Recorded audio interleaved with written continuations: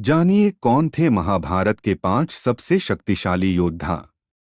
द्रोणाचार्य ने ही दोनों तरफ के सेनाओं को ज्ञान दिया था। इनके पास हर अस्त्र को चलाने का ज्ञान था।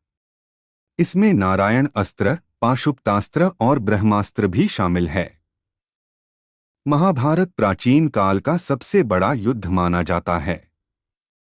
इस युद्ध में अनेक शक्तिशाली योद्धाओं ने भी भाग लिया।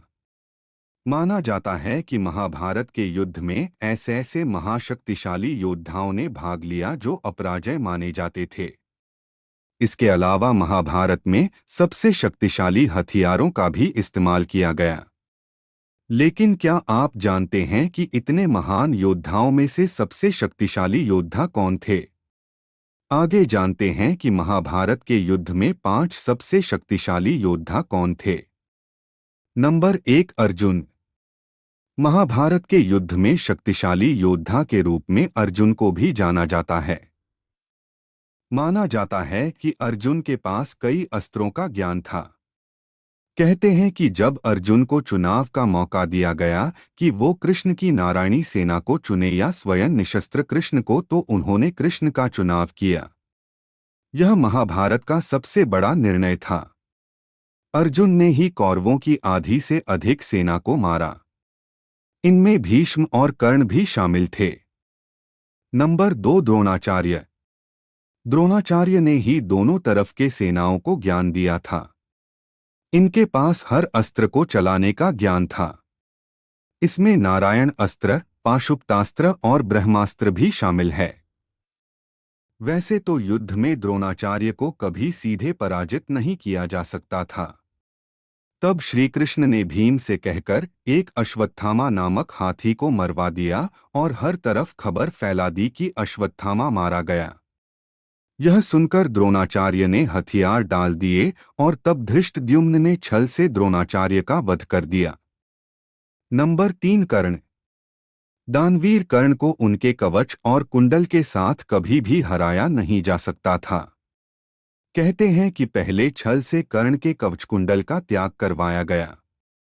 उसके बाद भी युद्ध में कर्ण से जीतना असंभव था। कहते हैं कि जब कर्ण का रथ एक गड्ढे में फंसा तब छल से अर्जुन ने कर्ण का वध किया। कर्ण को वरदान मिला था कि उसके कवच और कुंडल को दुनिया का कोई भी अस्त्र शस्त्र नहीं भेद सकता था। कर्ण ने युद्ध में नकुल, सहदेव, युधिष्ठिर और भीम को भी हराया था।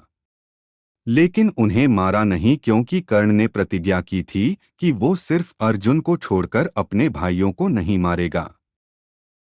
नंबर 4, भीष्म। महाभारत के युद्ध में भीष्म को हराना असंभव था। भीष्म को वरदान मिला था कि उनकी जान उनकी इच्छा के विरुद्ध नहीं ली जा सकती थी।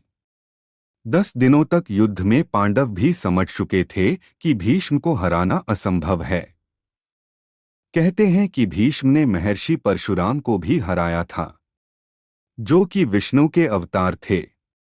तब शिखंडी को आगे कर अर्जुन ने भीष्म पर सैकड़ों बाण दागे और भीषण तीरों के बिस्तर में फंस गए। तब उनकी अपनी मर्जी से उन्होंने अपनी देह त्याग दिया। नंबर 5, श्री कृष्ण। महाभारत के सबसे शक्तिशाली योद्धा श्री कृष्ण थे। माना जाता है कि कृष्ण भगवान विष्णु के अवतार थे। उन्होंने महाभारत के युद्ध में कोई भी हथियार इस्तेमाल नहीं किया था। श्री कृष्ण सिर्फ अपनी रणनीति से वो इतने महान योद्धाओं को मात दे पाए। कहते हैं कि अगर श्री कृष्ण हथियार उठा लेते तो सिर्फ अपने सुदर्शन चक्र से कौरवों की पूरी सेना का विनाश कर देते, क्योंकि कृष्ण के सामने कोई भी योद्धा अमर नहीं था। महाभारत में श्री कृष्ण ने अर्जुन को अपना विराट रूप भी दिखाया था।